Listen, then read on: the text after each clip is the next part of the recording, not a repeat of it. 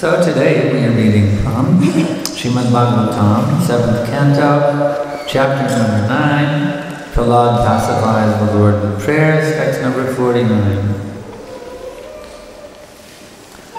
Om Namo Bhagavate Vasudevaya.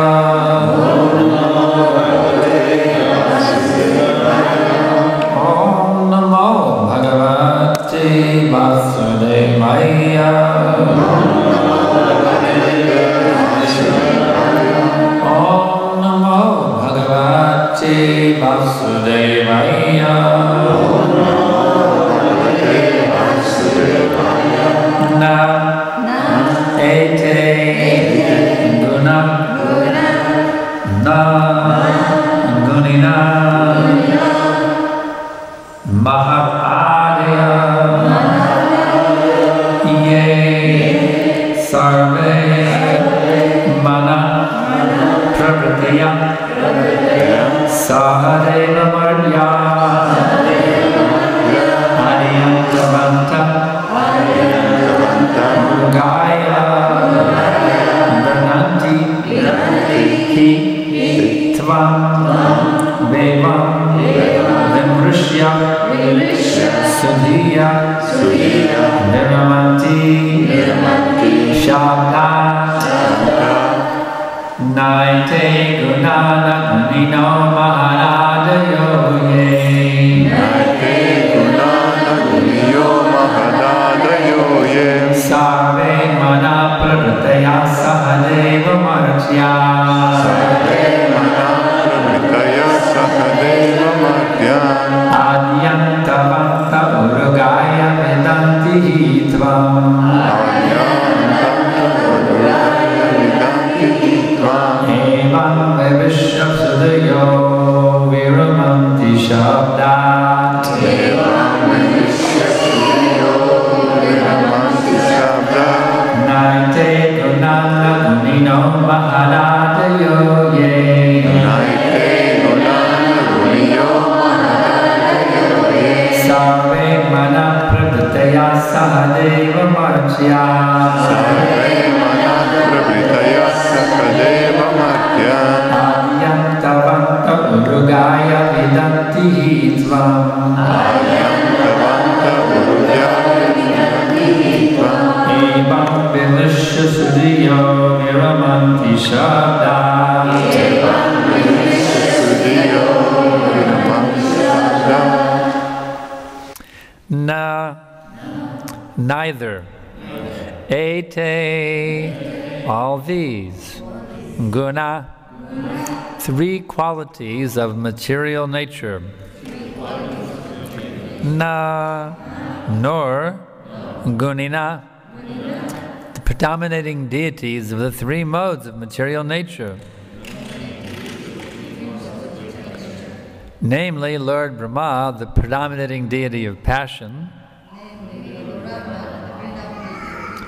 and Lord Shiva, the predominating deity of ignorance. Mahat Adaya, the five elements, the senses, and the sense objects. Yea, those which sarve, all, mana, the mind, prabhritaya, and so on. Sahadeva Martya, with the demigods and the mortal human beings. Adiyantavanta, who all have a beginning and end. Urugaya, O Supreme Lord, who are glorified by all saintly persons. Vedanti, understand. He, indeed, Tvam, your lordship. Evam, thus, Vimrishya, considering. Sudhiya, all wise men. Viramanti, cease. Shabdat, from studying or understanding the Vedas. Translation and purport by His Divine Grace, Srila Prabhupada. Neither the three modes of material nature, Sattva gun, Rajagun, and Tamagun, nor the predominating deities controlling these three modes, nor the five gross elements, nor the mind, nor the demigods, nor the human beings can understand your lordship, for they are all subjected to birth and annihilation. Considering this, the spiritually advanced have taken to devotional service. Such wise men hardly bother with Vedic study. Instead, they engage themselves in practical devotional service. Purport. As stated in several places, Bhaktya Mama Vijanati, only by devotional service can the Supreme Lord be understood. The intelligent person, the devotee, does not bother much about the practices mentioned in the text 46, Mauna Vrata, Shutru Tapo, Jhayana Svadharma. After understanding the Supreme Lord through devotional service, such devotees are no longer interested in the studies of the Vedas. Indeed, this is confirmed in the Vedas also. The Vedas say, Kim artavayam ajashyamahe, kim artavayam ukshvamahe. What is the use of studying so many Vedic literatures? What is the use of explaining them in different ways? Vayam vyakshamahe. No one needs to study any more Vedic literatures, nor does anyone need to describe them by philosophical speculation. Bhagavad Gita 2.52 says, Yada hite moha kali lang buddhir vyatirishyati tada guntashi nirvedang shrotavyasha shrutasyacha. When one understands the Supreme Personality of Godhead, by executing devotional service, one ceases the practice of studying the Vedic literature. Elsewhere it is said, Aradito yadi haristapasa tatakim. If one can understand the Supreme Personality of Godhead and engage in His service, there is no more need of severe austerities, penances, and so on. However, if after performing severe austerities and penances, one does not understand the Supreme Personality of Godhead, such practices are useless. Vandeham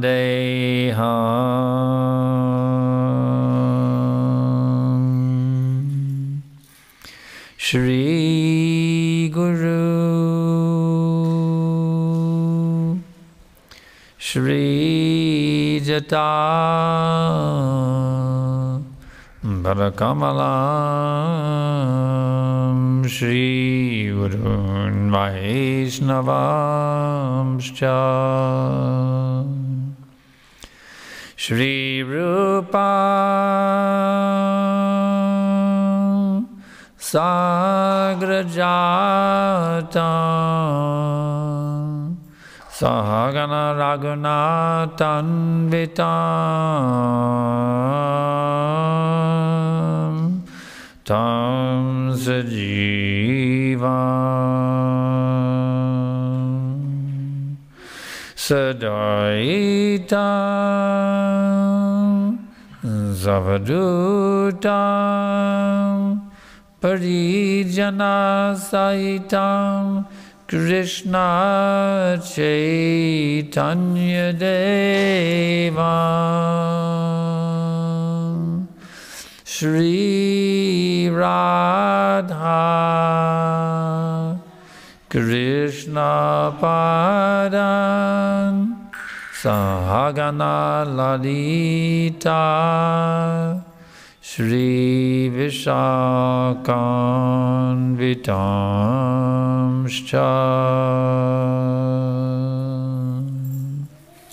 So one could ask,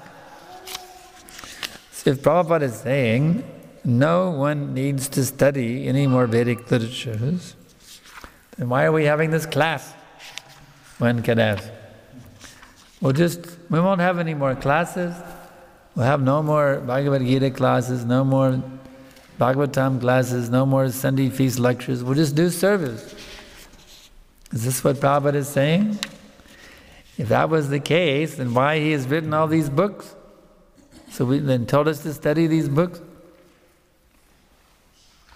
Why did he institute every morning that all the devotees should come together for Bhagavatam class? Evening class also. Why did Prabhupada institute these instructions? If you look in that original rule sheet that Prabhupada posted at 26 2nd Avenue, it said all initiated devotees must attend morning and evening classes. So one could ask then, well, what is Prabhupada contradicting himself here, or what's going on? No, there's no contradiction. The point is that study without bhakti, that is jnana, you see. That's not going to give you transcendental realization. If you want to study and you don't want to do any service, that study will not be fruitful. You may be very attracted to studying now, but in due course, that study will become dry. Prabhupada personally told me like that. He said that if you don't practice it, then it becomes dry and useless. So this knowledge, when applied, then this knowledge is indeed the doorway to the transcendental kingdom.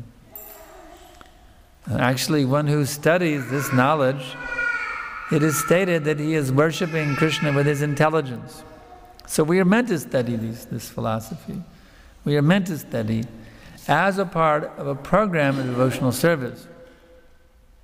Rising early, attending the Mangal Arati, worshipping the Tulsi tree, chanting japa, worshipping the spiritual master, greeting the deities, or having some similar program at home, if we're not here at the temple, to begin our day, and then engaging everything in Krishna's service. Yat karoshi yadasnasi, yat jahosi dadati yat, yat tapasya shikonte yat, tat kadishna madarpanam.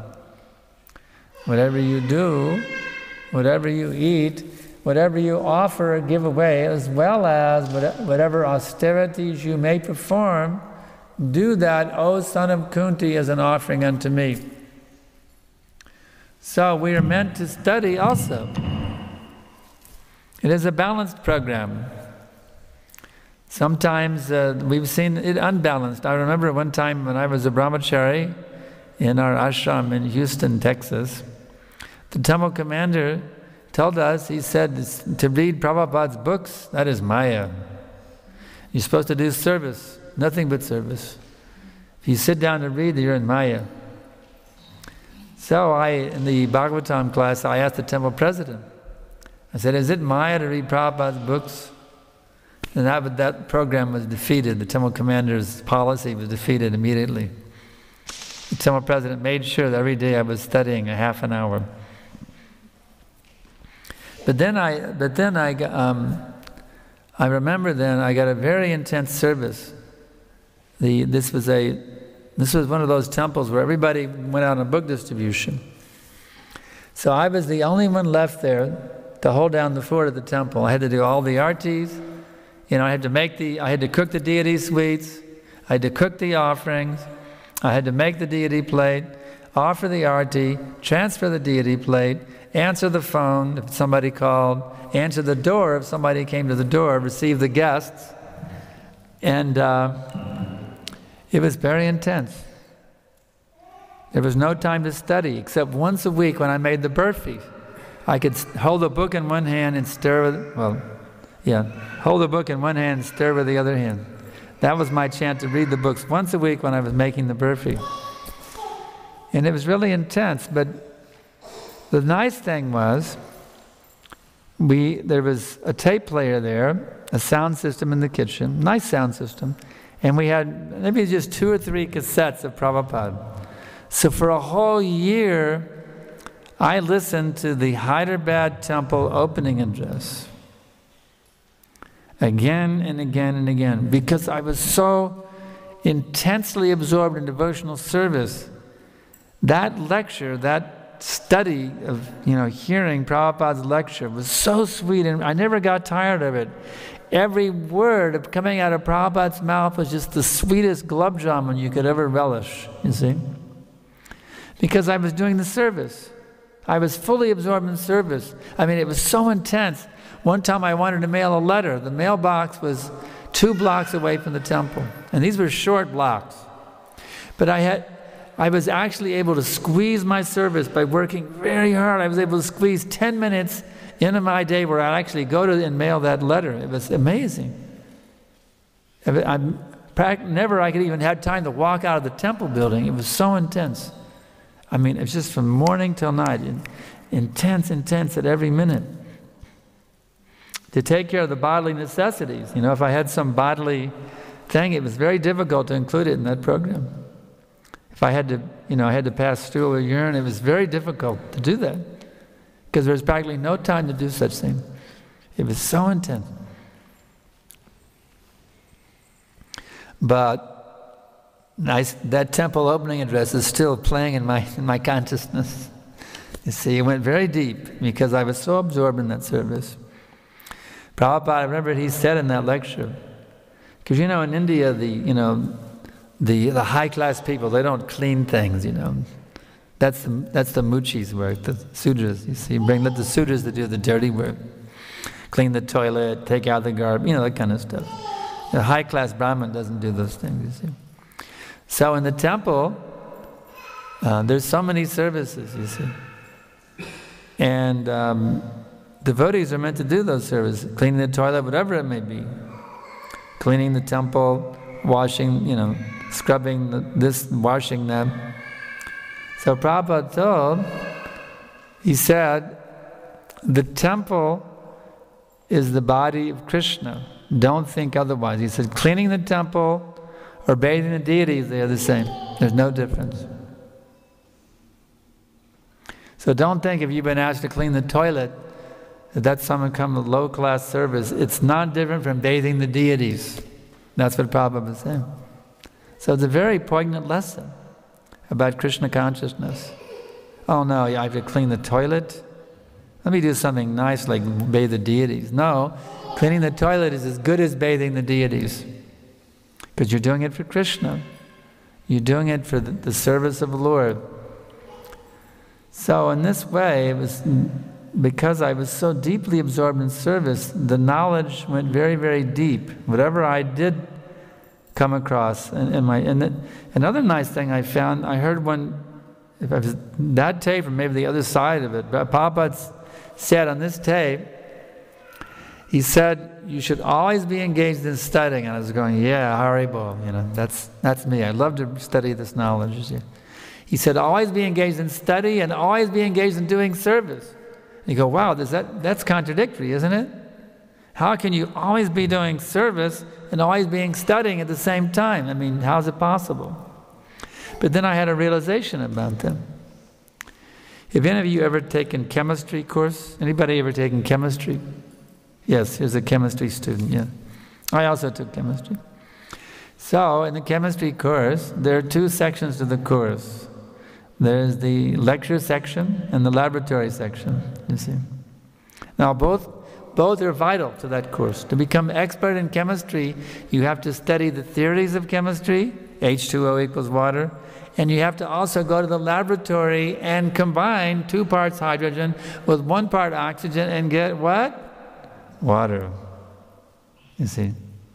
Because when you study the theory and then you actually apply the theory, then you really master the art of chemistry. So do you want to master the art of bhakti? Well, you should attend the lectures. You should attend all the lectures. You should become Bhakti Shastri. Prabhupada wanted all of us ISKCONians to become Bhakti Shastris. And then Bhakti Vaibhava, Bhakti Vedanta, and Bhakti Sarvabhauma. He wanted us to get all these titles. Bhakti Shastri is just the first one. There's 4 titles Prabhupada wanted us all to have.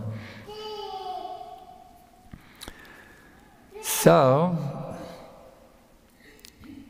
by this study and then applying it, your application, that is the laboratory portion of the course. So, service is study and practice. You understand? When you studied and learned that H2O equals water, and now you applied it in the laboratory, and now it's not just theoretical knowledge, it's realized knowledge. Yes, I realized it. It happened right there in the test tube. So we study the science of bhakti. We have the test tube of our consciousness. And we actually apply the activities. You see, Shavadam, Kirtanam, Smaranam, Vandanam. We actually plug in the practical devotional service according to the description of Prahlad Maharaj. Then that study becomes not just theoretical, it becomes fully realized. So our study, our service, and our study actually become amalgamated. Because while we're doing this service, we're observing how the philosophy that we've studied in the books is factual.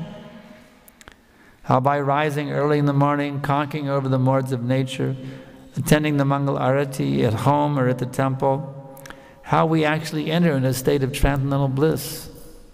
How we feel our connection with Krishna, the person. How we feel our connection with Srila Prabhupada and our spiritual masters by rising early in the morning to observe the Mangal Arati. So it's actually a very wonderful integrated process here. The study and the practice is integrated into one thing called Krishna consciousness. But you can't really do one without the other. Of course, if you're fully realized in Krishna consciousness, then the study is already there, the knowledge is already there. But because we're not there, because we're still bewildered by so many doubts, we're still bewildered by so much desires for material sense gratification, it's very important for us to study this knowledge, repeatedly study it, regularly attend the classes, regularly read the books, regularly discuss the philosophy to help conquer that demon of doubt sitting there within our hearts. It's very, very important. Prabhupada gave so many lectures to the general public and to the devotees. Constantly he was preaching, preaching, preaching, preaching, preaching, because we need to hear this philosophy. We need to read these teachings. We have to. Only when one is completely liberated Paramahamsa, you see, is he, like the gopis, they aren't sitting around studying the Vedic literatures. They're simply engaged in service. But we're not on that level. We're not on the level of the gopis, you see. We need to study these books.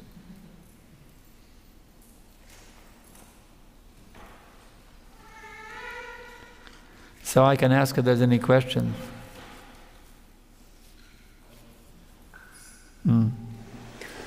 Gurudev, sometimes I look at non-devotees, compare myself to them, and think that I am better than they are.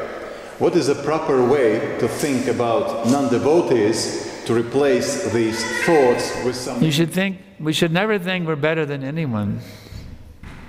We can think we're more fortunate.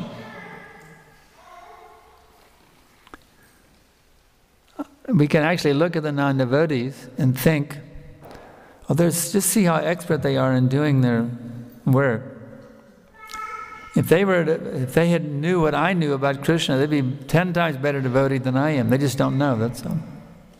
I mean, in the course of my travels, I deal with non-devotees all the time. We all deal with non-devotees, and most of us do, all the time. So we should see their good qualities.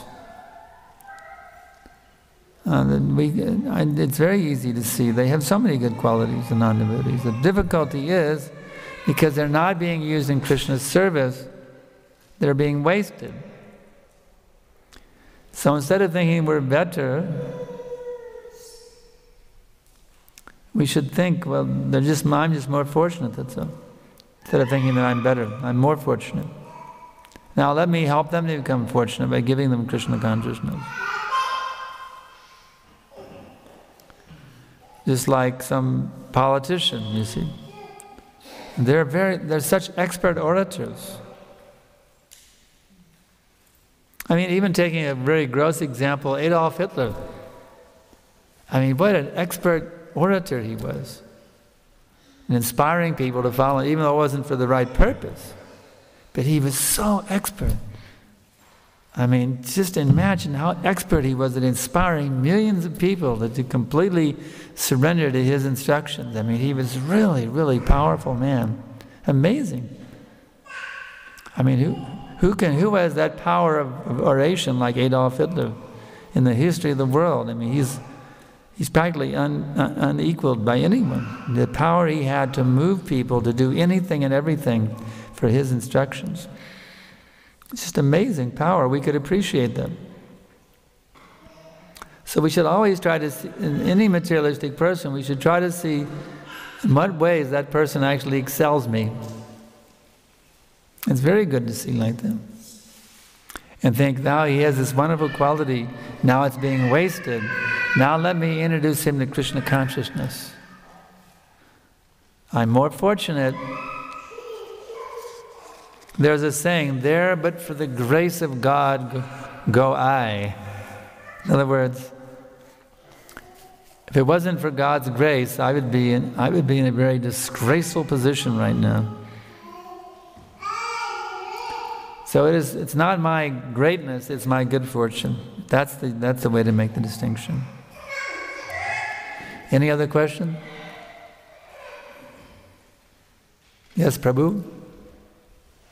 Nectar devotion, one of the 64 principles says that we shouldn't study too many books. So how do we decide what books to study? It says not too many books. Prabhupada sometimes said, he gave us a list of the books on our reading list. The books that he had given us. You know, Bhagavatam, Bhagavad Gita, Nectar devotion. He told us we don't need to read any books. He didn't like devotees buying books from the Gaudiya Math. He just wanted devotees to read only the books that he had written. That's one thing. And now, of course, in those days we just had, all we had published within ISKCON was Prabhupada's books. And then I remember one devotee in Hawaii, he made a little tiny book. He published a little teeny book, and Prabhupada wrote a nice introduction for his disciples' book to encourage that reading this book is also good. And now we've seen there's a huge volume of literatures written by the devotees of ISKCON. So where does those books fit in relation with Srila Prabhupada's books? The advice I give is this. Prabhupada's books are the curriculum. The other books are extracurricular. In school, we would have our basic courses you have to take. And then maybe you want to do something extra, like the debate squad or the football team, or if you want to be a cheerleader or something like that. So that's extracurricular. That's also part of your school activities, but it's not part of your grades.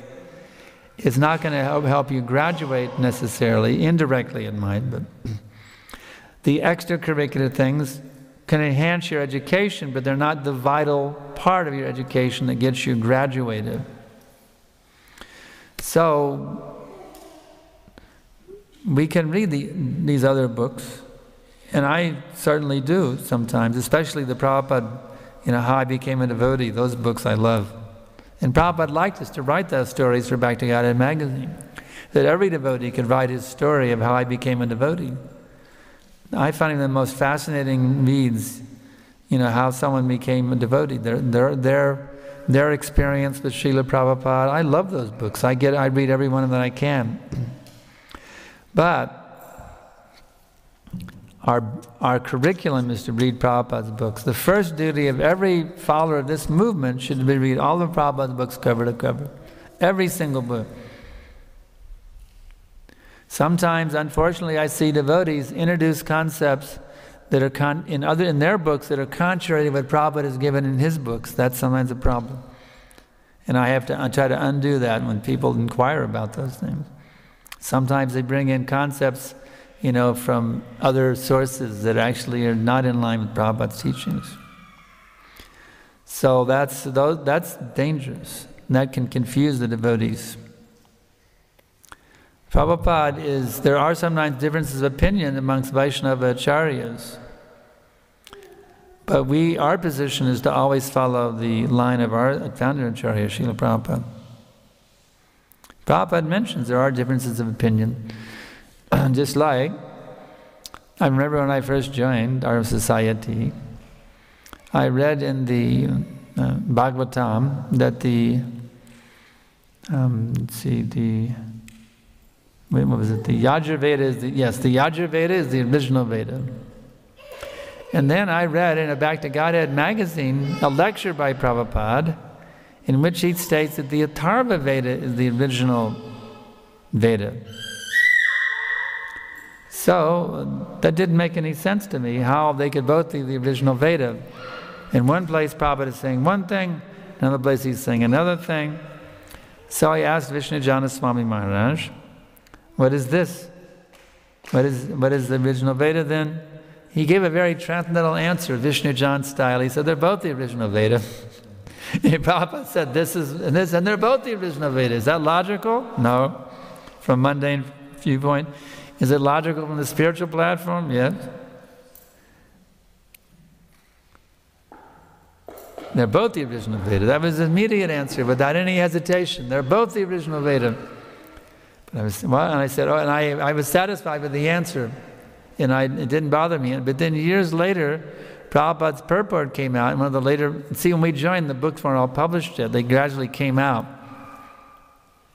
Every time a new volume of the Bhagavatam came out, you can imagine where we all were. In the Brahmacharya ashram, we were trying to get a copy of that book and read it. I mean, it was so exciting. Every time a new volume was released, the new volume has come. Wow. The 8th canto, now the 9th canto is available. It was very exciting every time a new volume came out of the Bhagavatam, the Chaitanya Charitamrita. And then the Nectar of Instruction came out. That was another exciting event when that book came out. Yeah, when I joined, some of the books were there, the Nectar Devotion, the Krishna book, the abridged Gita, a little tiny abridged Gita was there. But then the new book came, it was another big wave of excitement hit the ISKCON when every new edition came out. But anyway, a later book stated, in the Bhagavatam, I think it's the 9th canto, Prabhupada said, according to some Vaishnava authorities, the Yajurveda is the original Veda, and according to other Vaishnava authorities, the Atharva Veda is the original Veda. Now Prabhupada had quoted, in one case, one authority, in the other case he had quoted the other authority. So if you quote Vaishnava authority, you are properly situated. So it's interesting how it worked. So the point is, sometimes there are differences of opinion amongst Vaishnava authorities, but what is our line of thinking, our line of understanding? We follow the line of Srila Prabhupada. Therefore, if after we've read all of Srila Prabhupada's books and we're properly fixed in the knowledge and the practice of Krishna consciousness, if we read other books that are recommended in Prabhupada's books, he does mention other books by the Goswamis, by Bhaktivinoda Thakur in his books, that these are also good books. If we read these other books, then we have to always read them in the context of Srila Prabhupada's books. If we think, oh, it says here in this book, now Prabhupada must be wrong. You see, what a grave mistake that would be. You see, and sometimes devotees do that. They think, oh, Prabhupada was wrong. It's a very big mistake. That's why reading other books should only be for someone who is solidly fixed in understanding and accepting Srila Prabhupada's authority. And for the neophyte, really should just read Prabhupada's books until he's really fixed in transcendental understanding. And then he may supplement by reading other books, but we really have to focus on simply reading Srila Prabhupada's books. if we're too much into reading here and there and here and there to try to establish a new conclusion, to make myself some kind of a new authority or a bigger authority, you see, that's what it means reading too many books. In order to establish myself, just like Prabhupada says, the mental speculators and the scientists do the same thing. They want to establish themselves as the preeminent scientist or the preeminent mental speculator, defeating all the other ones. So someone may want to read Prabhupada's books and then read some other books and then try to establish some new viewpoint that now I am the supreme knower, I'm the topmost learned person, and ISKCON is wrong, and this is the way it really is. This is what they do. You see, just like the Vipik movement. They try to take the words and they twist them, just like the Mayavadis. They twist the instruction, the words of Srila Prabhupada, and try to establish that they're a bigger authority than the authorities that Prabhupada established for this movement. So this thing of reading too many books, it falls in the same category as mental speculation. The injunction against reading too many books means don't try to become a big learned scholar, laying aside the conclusions coming down from our Srila Prabhupada. That's the meaning of not reading, one of the meanings of not reading too many books.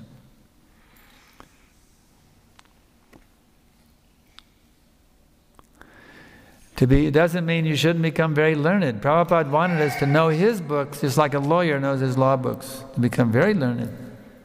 We should become very learned. He wanted that his disciples, he would ask for a verse, he wanted the disciples to be able to recite that verse. He wanted us to know the verses. He wanted us to be highly learned scholars in this knowledge. But to go outside what he gave us, no. We should have complete faith. Because some people, we hear so many arguments. I do this thing with my e-course. I got all these readers, and I get so many arguments all the time. They're saying, oh, where is Krishna mentioned in the Vedas? The four original, so many things. They try to challenge our Krishna conscious philosophy that Prabhupada has given us.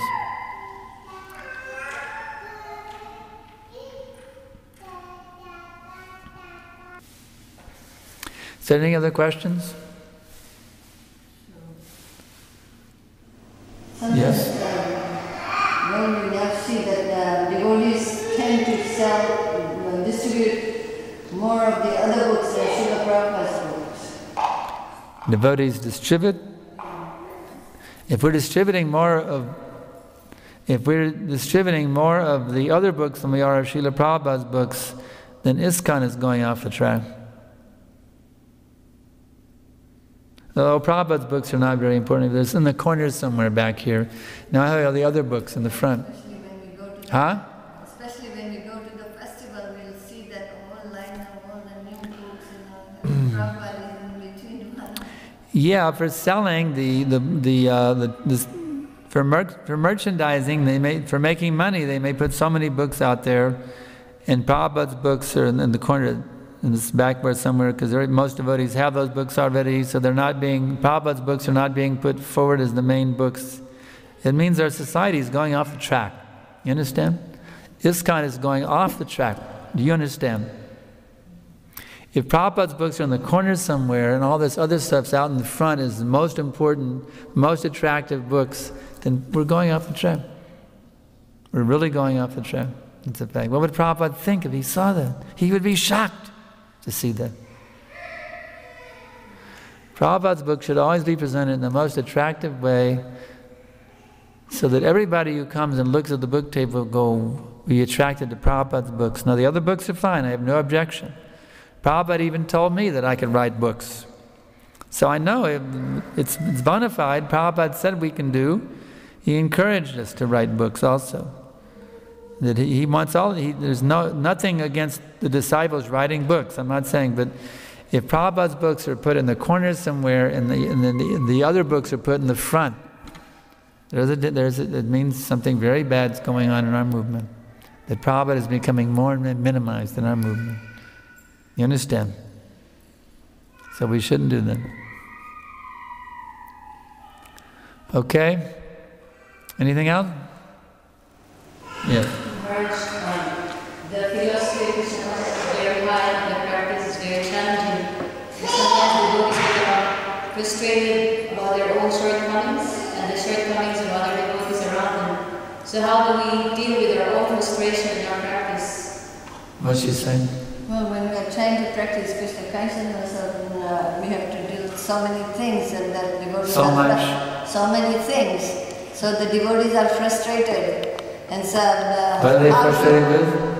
For the shortcomings. Is that the way? Like we want to become pure devotees, but we still have so many things to deal with. We want to become devotees, but we have so many things to deal with. So many things to deal with. That's Krishna's arrangement. But all these things that you're dealing with, that is coming to you as a reaction of your previous activities. It is not that those things are your enemy. It's you simply have to, not that they are against your Krishna consciousness. All those things that you're dealing with are special blessings of Krishna. You simply have to utilize them properly, and they become, instead of stumbling blocks, all those things you're dealing with become stepping stones. There's no such thing as an impediment. Impediment is a state of mind. The only impediment we have is our lack of Krishna consciousness.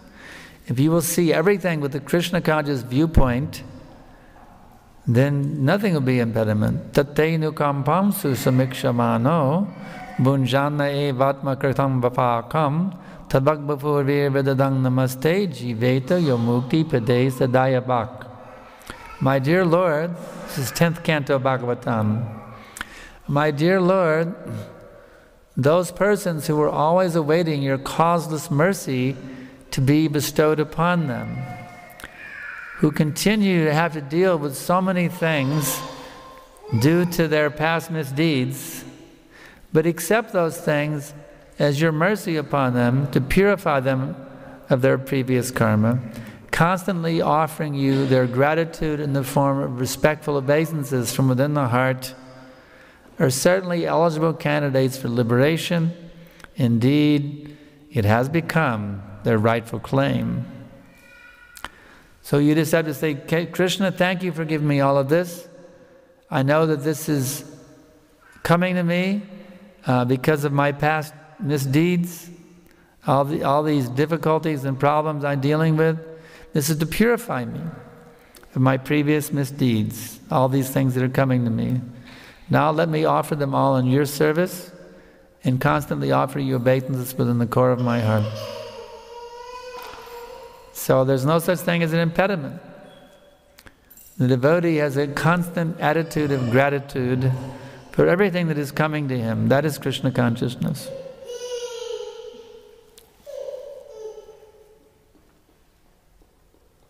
I must have been a screaming kid in a Bhagavatam class in the past. Getting my reaction.